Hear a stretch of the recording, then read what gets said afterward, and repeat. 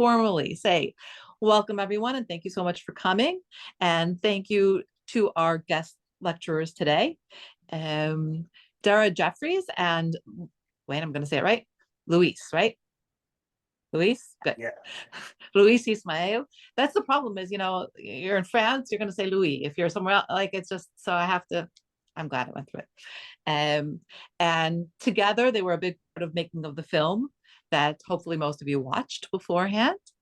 And so I'm just going to briefly introduce our two guest speakers today. Dara Jeffries is a dual national that splits her time between the US and Portugal. She is the vice president of the Jewish community of Oporto, of which she has been a member since she was a child. She's also a representative of the community with respect to its cultural endeavors internationally and has spoken at international film festivals and conferences about the community's films, museums, and educational programs.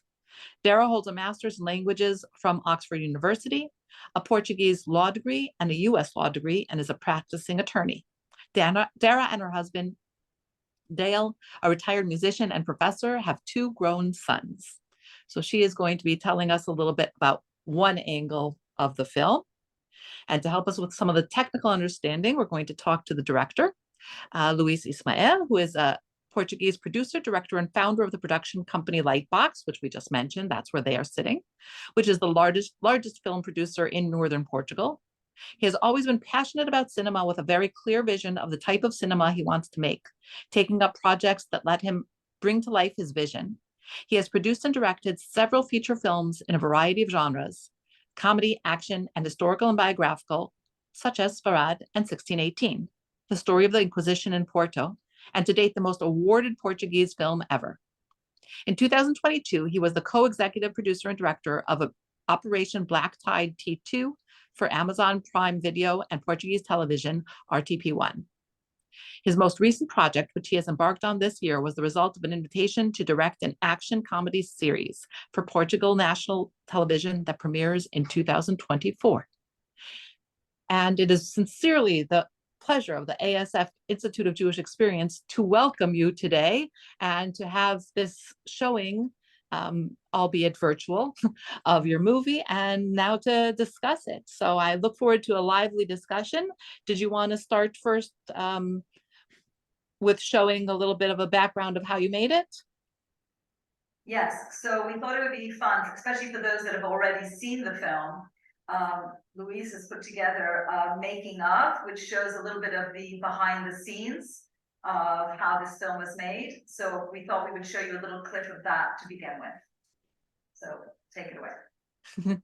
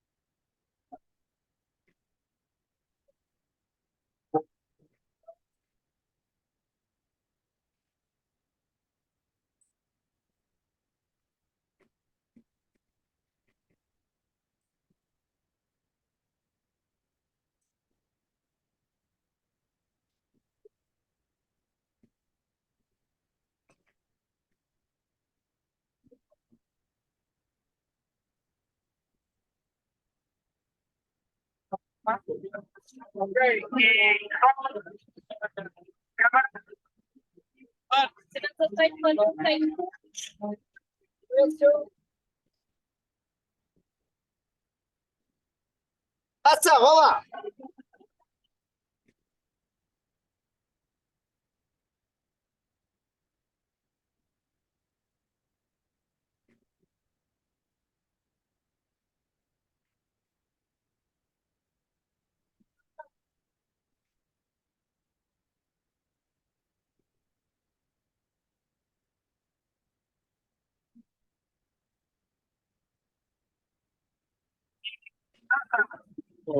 O cartão da capital.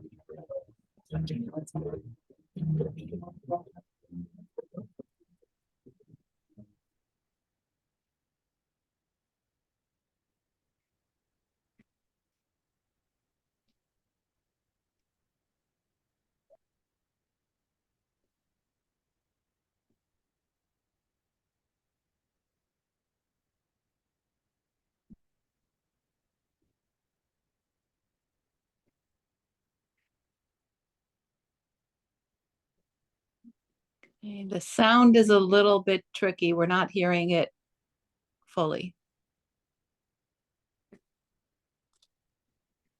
If there's a way to fix the sound, I don't know if you hear Those me. people and the Right. people that stood by them and that represent them, they are gone.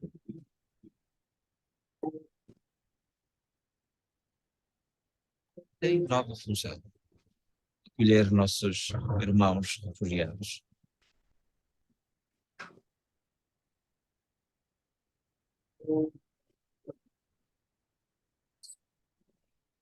Sim, que estou perto do fim.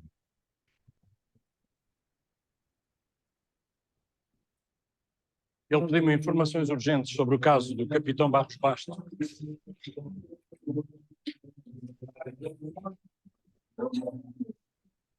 I'm told people don't hear it at all, but I think most of it is anyway to see the visualization of how the film is being made. If you look at the green screens, if you look at what's actually on site, if you look at how the cameras are moving in and out, and if you look how Luis is doing.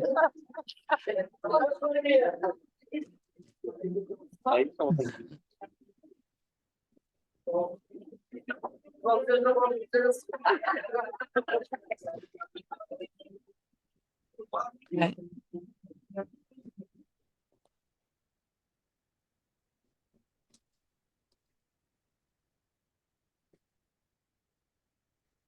Okay, so we saw the visuals, but we weren't able to hear the audio, but the audio was, I mean, that's okay because that's what we saw in the film anyway. So so thank you. I thought it was interesting to see also the runners and the different, so we'll get into that also. So thank you for sharing that.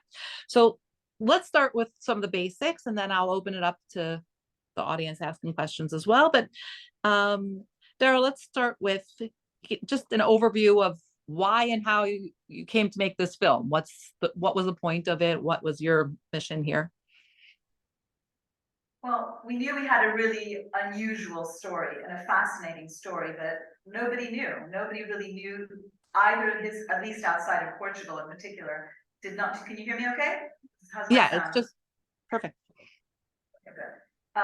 And they didn't really know the story of the crypto Jews in the mountains, Maranos, and they didn't know his role and his involvement with them.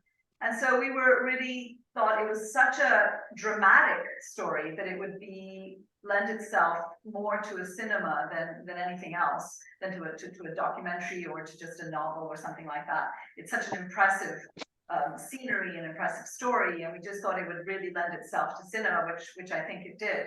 And also we wanted to tell our story. We didn't want someone else to come and, you know, hijack the story and tell it their way. We wanted it to be our voice and our story, particularly because his granddaughter, which someone mentioned they met, is part of our community. And so she has a direct role in telling the story and you know, giving her perspective and what she knew from her grandfather. When we first made it, we went to the Miami Jewish Film Festival and asked, you know, showed it to them, and they were very excited. And they said, "Oh, can we be the world premiere for it?" Which in fact is what we did. The investigation, the background of how we did it, we had a lot of documents. We had a lot of historical documents, and Isabel herself has a lot of artifacts and documents from her grandfather. And so we were able to put all the sort of background story together quite well. And then of course we had help in selecting this wonderful and very reputable production company like Vox, and a very charismatic and well-known director to help us bring this vision to life. And so I think that goes right into our next question to Louise. How did you get to be a part of this? Well, I was invited, and first of all, for my surprise, this kind of story, it's not a story that comes along every day. So when I realized that this story has a potential to engage people and get to know some part of the history of Portugal, also was very interesting for me. Also, I was looking for a drama to film because I recently made an action film and I want to do something totally different. And this was a perfect fit. And this man and this community has a great story to tell, a story that most Portuguese didn't know, and it was great fun to do it. And so you talk about that most, even Portuguese didn't know, and definitely most of the world didn't know. And Dara, you mentioned that you have so many documents. Can you tell us a little bit of how the research for the film was done? Well, we actually have a research department. It's the Department of Historical Research in the community, and so we have extensive archives. So they look through former minutes, former things the captain himself had written. He was very meticulous, and kept incredible records. And so there was a lot of documentation that was available, and then also people that had actually known him during his lifetime, including his own family. So there were a lot of records and things that we could go back and look at. And so you're talking about a historical piece, Louise. You're taking all these documents and all these researchers are bringing it all in. I'm sure it caused some challenges. What did you feel were some of the main challenges of making this film? Well, for me, I really like characters. I really like persons in film because history is very important, but history is made by men and women, and uh, I really like this captain that battle against everybody, and that was my main motivation to show this man that. Have a lot of challenges to the Portuguese period. It was very hard for him because he was known in the army like with the nickname the Jew, and for him having this kind of name, this kind of finger pointing to him, and also all the how we believe that we could make community strong and bring back the Moranos from the villages. For me, was a very challenging thing to do, and the history is important, but I really like the history of this man that made history happen. And you talk about making history happen and bringing these crypto Jews from the villages. So, but you had to go into these villages today where the captain went and sought them out. How did that, were there, what was the reaction of the people that were there today? Did you have any pushback from the people there? That's to you, Louise. Yeah. Yeah, we shot it in a village that was abandoned in the interior of the country, and we heard stories from that time that they believed that Jews had a tail and all that stuff, and there is some stories, weird stories about this period of time, and but mostly these villages that we went through are now most of them are abandoned, and we shoot it on one village that was abandoned, and reconstructed a little bit to make this more natural and more real, because the captain made a journey with train, but then he went by horse, and we wanted to also to feel in our skin this road that we made, And so you have a personal connection to this whole story, Dara. What was the part of the film that you said, this has to be in the film, or what's your favorite part of the film?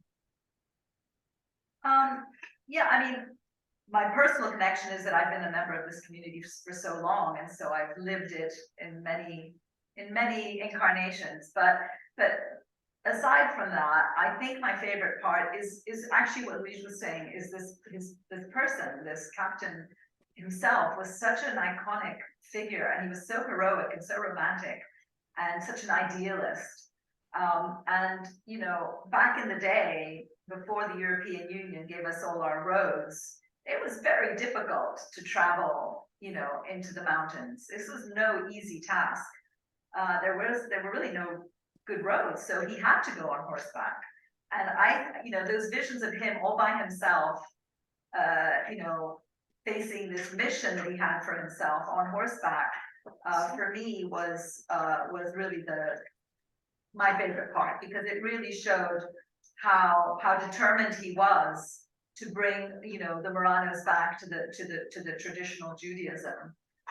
In the end, you know, that wasn't, well, we can talk about that later. I mean, his vision wasn't actually fulfilled, but I think just that strength of character and that determination, you know, it was, to me, it was very inspiring, let's say. It's very inspiring. And you said Marranos, but in the film also you distinguish between Marranos and crypto Jews.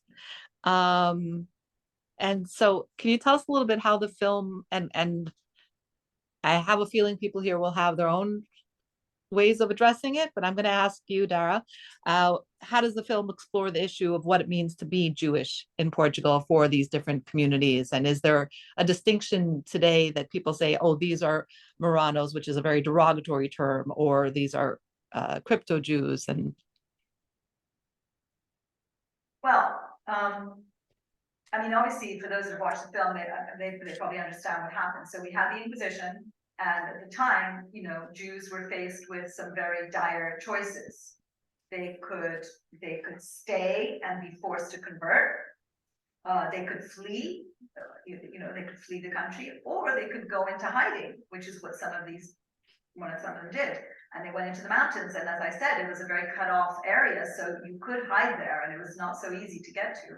And that's what crypto means. Crypto means hidden. So these were the hidden Jews. But over time, these hidden Jews developed their own practices, almost their own religion, and they were known as Marranos. And some people think it's derogatory, and it sort of was derogatory. But the Marranos themselves adopted that name. They themselves consider themselves Marranos, and they don't see it as derogatory. Although at the time, I think it meant swine. I think it was a kind of pig or something. But they themselves have adopted that name as Marranos, and didn't, you know, assume that it was derogatory. But the point is that the Marranos themselves sort of began practicing a religion that was kind of Marranism. It was kind of a mixture between Christianity and Judaism. And over years, they didn't even know they were Jewish.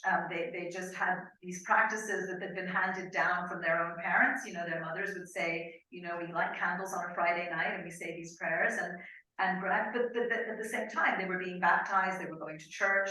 So it was kind of this weird mix. And it was only, you know, in the early 20th century that an engineer that was going through the mountains discovered them and said, hey, I think, you know, you guys are descendants of Jews because you have all these practices that seem like Jewish practices, which they didn't even know. They were like, oh, I don't know. This is what we've been doing for years. This is what we were told to do, but they kept it secret. They knew they were supposed to keep it secret, but they really didn't. It kind of lost meaning as to what it was. So, I mean, it is a little.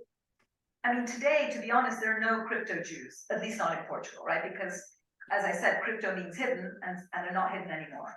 And so you have descendants of those crypto Jews, and then the last Marrano or crypto Jewish community was in Belmonte, and they converted formally to Judaism. And that's what we have. And so we don't have Marranos or crypto Jews, as it were, today in Portugal. I don't know if that answers your question. yeah, I think it does, but we'll see if other people have follow-ups. So let's go back to you, Luis. Let's go back to some of the technical, because we got into a little more of the history here, and modern. You chose a very specific person or actor, Rodrigo Santos, as the main protagonist. Can you discuss his performance as Captain Barros Basta, or I'm going to pronounce it wrong, sorry, and how it contributes to the film? The captain. Can we just say the captain? Yeah. Rodrigo, I've known Rodrigo for years. I've worked many times with him, and Rodrigo character is very like the captain, you know, is has this charismatic, strong presence, and he fit the part very well. And also, I spoke with him several times about this man, he was a captain, you know, he was not used to be told what to do. So he was not a man that accepts that he was wrong. Also, so it's mainly a man that really believes that he was doing God's work and has a mission to do it. And he like a good captain, he will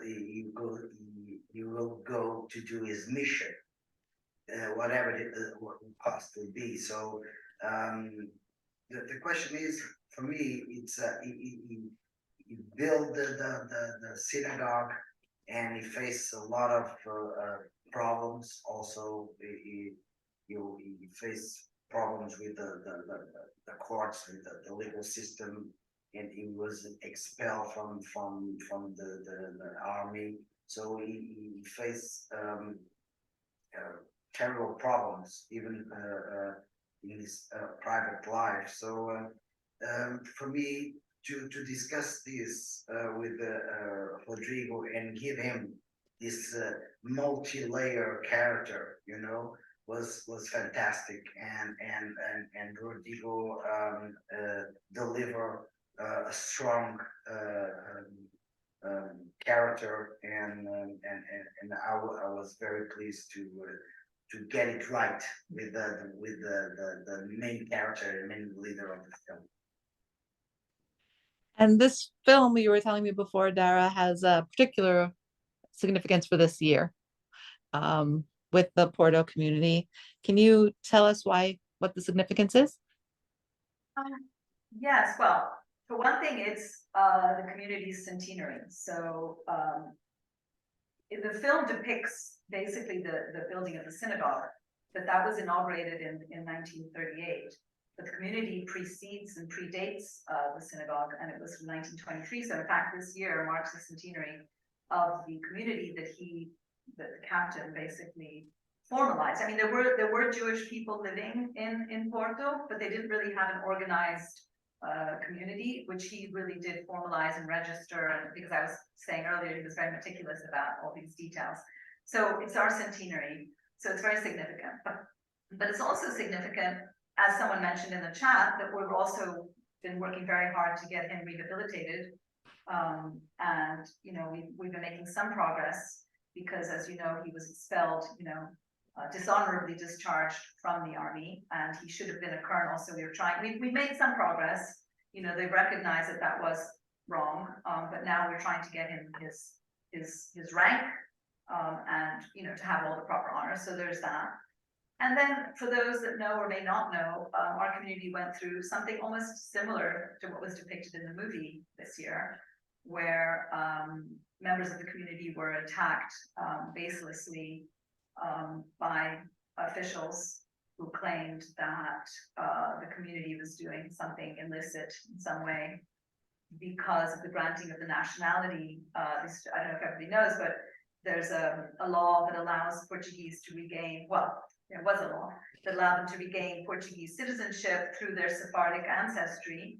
And our community and the community in Lisbon had to certify that they were descendants of Sephardic Jews that were expelled and so on. And this all went fine for many, many years, for 7 years. But then they, for reasons that are probably too complex, and even I don't even know, they decided that they didn't want this law anymore. And so the powers that be that didn't want it tried to undermine us and use our community a little bit as a scapegoat so that they could make this nationality law go away. That was one of the reasons. There were other reasons. But it was really quite shocking particularly for the captain's granddaughter to go through the same thing that her own grandfather had experienced, you know, with fraudulent accusations, with ignominy, with humiliation, it was been very troubling. And so somehow that makes this movie all the more relevant even now. And when you talk about relevance, can you tell us, because of all these issues going on, I know that it came out a while ago, but has there been any feedback from Portugal in general or specific people about the film? How has it been received in general? No, the film was very well received. We didn't really, I mean, we started to show it more now, precisely because of the centenary and because of what's been going on. But initially we launched it mostly at Jewish film festivals and to Jewish communities. And now it's available. We show it in our museums. We have a couple of museums here in Porto that tell the story of the community. And so it's very apt and very appropriate for the film be shown there. And so it does get a lot of viewing because we get, tens of thousands of visitors visit the museums every year. So that's a fantastic opportunity to show the film to them as well. And it's been very successful and very well received. Excellent. I thought it was brilliant. Like I said before, I had just really enjoyed it. I'm gonna please put your comments or questions into the come into the chats. I just have to say that Ashley Perry from Reconnectar just wrote in that he is watching and part of this discussion from high above the South China Sea. He's on a flight, but he does want to let everybody know that he is part of it and listening in. So I guess you can also throw in your comments or questions to the chat, Ashley. But in the meantime, Barbara said that her group had gone to Belmonte, and they met some members of the Jewish community there, but they were told that there are still Marranos and people who are afraid of coming forward despite being Jewish, being completely accepted in Portuguese society today. And they were told that the majority of Portugal population have some Jewish roots going back to the Inquisition. Is that something you want to discuss there? Sure. I mean, that's for sure. I mean, if you think about it, when I said at the beginning, you had this choice, right? You could either leave, you could either convert, or you could go into hiding. The vast majority chose to stay for lots of reasons. One, economic, because not everybody could flee, and practical. It wasn't easy in the 1500s to just, it's not like now you could just get a plane and go off somewhere. So it wasn't easy to leave the country. So that wasn't really a great choice for a lot of people. And hiding obviously wasn't a great choice either. So the vast majority did stay.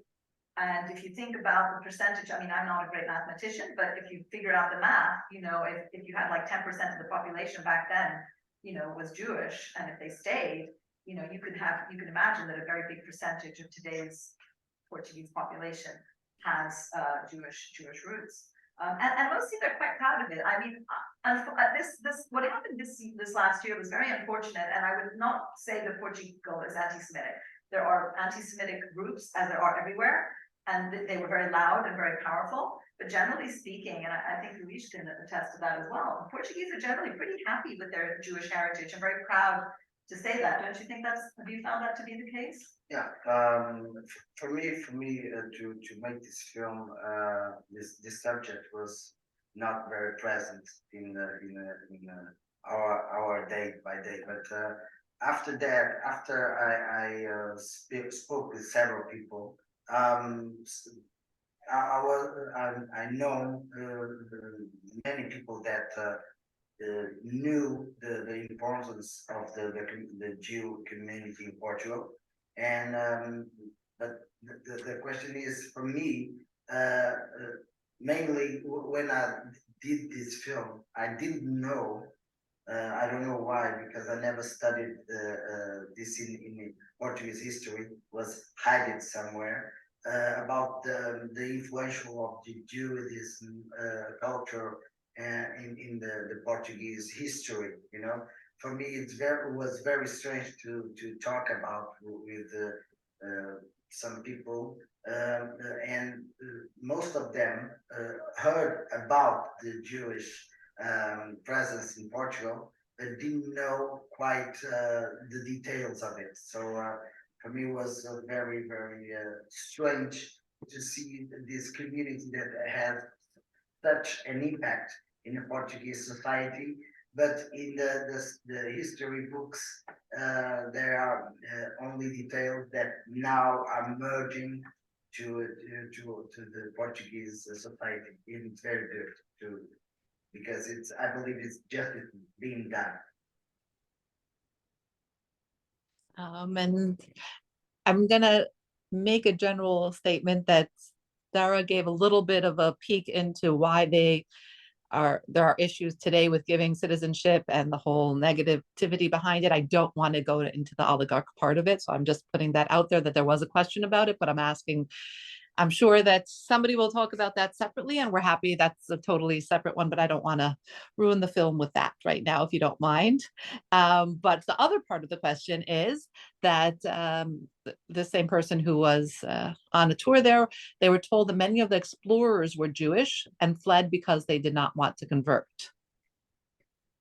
That's absolutely what I mean, obviously, I'm neither a mathematician nor a historian, but I do know that that was true because many of the map makers and the navigators and the ones that were sort of advising the king on all of that, and the shipbuilders and linked to the shipping industry and navigation, that is very true. They were Jewish, and so they were the ones that left. And I think they mostly went, those in particular, I think a lot of them went to Amsterdam, went to Holland. And that's absolutely right. That's from my understanding, that's absolutely true. Right. And then through Amsterdam, many of them came to the New World, or some of them went directly. As we know, there's a huge Spanish Portuguese community. You'll have to watch the next. We have another movie that tells a little bit about that story. There you go. So where can we watch that movie? You have to tell us.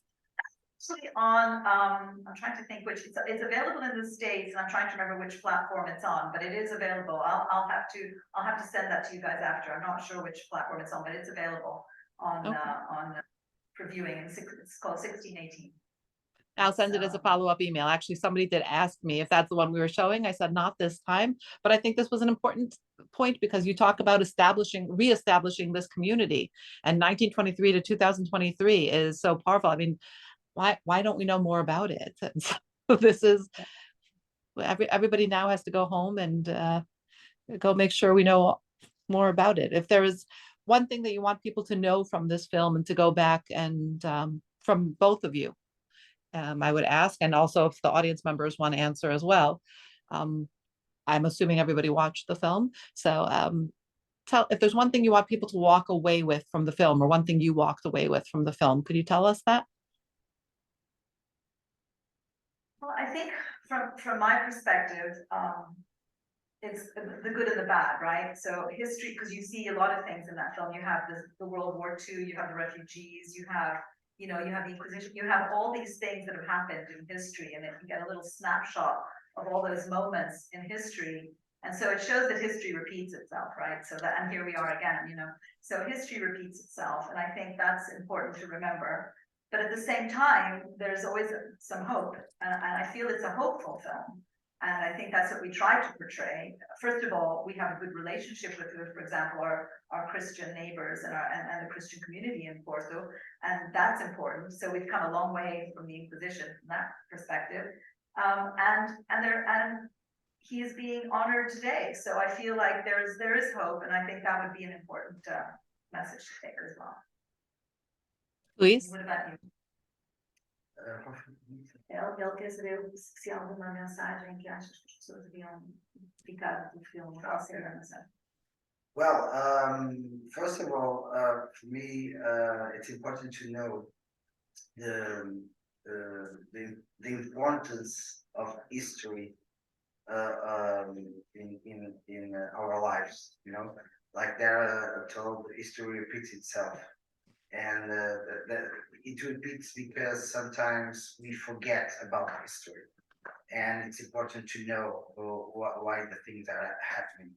And the main message for me in the film is very very important about one thing. It's the resilience. When you believe in something and you want to be a good contributor to a community, to establish a community, because the captain was the proposal of this captain was to make everybody come together. So we need persons like that in our lives, you know, a person that spend his lives battling about a mission to come together and most of all it's a message of love and that's the main purpose of humanity, you know. We must come together as one, and this captain in this community is an example of it. See, and to me, I was building on that message when I was watching it, and the one thing that really stuck out to me is when the Ashkenazi community leader, not leader, the religious leader, really respected the Sephardi heritage of the place and talked about how deep and rich it is. And to me, that was just, especially as part of the Institute of Jewish Experience, this is what we talk about, is there is this deep heritage. There's no reason we can't work together on it and bring together on it with our own pride. And for that, I'm going to add in Ashley's comment, because he said, my family were, like most Jews in Portugal, forcibly converted without choice in 1497, but were allowed to live quietly as Jews until they fled at the beginning of the 16th century to Hamburg. And I don't know if everybody knows that, is it was converted in name only in Portugal very much. It wasn't like, they ended up with a few auto de fes later, but it wasn't the same as it was in Spain. They were mostly allowed to keep their Judaism quietly. And then his family continued on to Amsterdam and then finally to London. And if he would be speaking, you would hear that's his accent. But he also said, we never lost our Portuguese culture, and all up until recently, our language. And for those who go to a Spanish Portuguese synagogue today, or even some houses, Bendigamos is portion said after the grace after meals, after Birkat Hamazon, in many houses today, a Portuguese thing. What's it called? Announcements were still made in Portuguese. It's a very rich heritage that comes from there. And that's, again, I'm just going to go back to it. I just thought it was beautiful how this Ashkenazi religious leader came in and said how important it is to have these Portuguese Jewish roots there, and how important it is to work all together. And so that's my message from it. And I've really enjoyed this talk. I don't see any other comments or questions here, so if you have them, let me know. But I want to thank you. I really, really enjoyed this, and I hope all the people who watched it, not all of them came to the discussion, but all of them who watched it, we're going to also send them this discussion. So hopefully they'll send some follow-up comments as well. And please do feel free to send me comments. I will forward them on. And please, we will send you how to watch 1618. Right? Thank you all. Have a wonderful rest of your day. Thank you. Bye. Oh, yes, Suzanne, you can still watch it until the 10th. The link is still open until the 10th. So yeah, tell people they can still register and watch it. And then if they register and watch it, I will send them the recording as well. So please share the message. Bye. Bye-bye.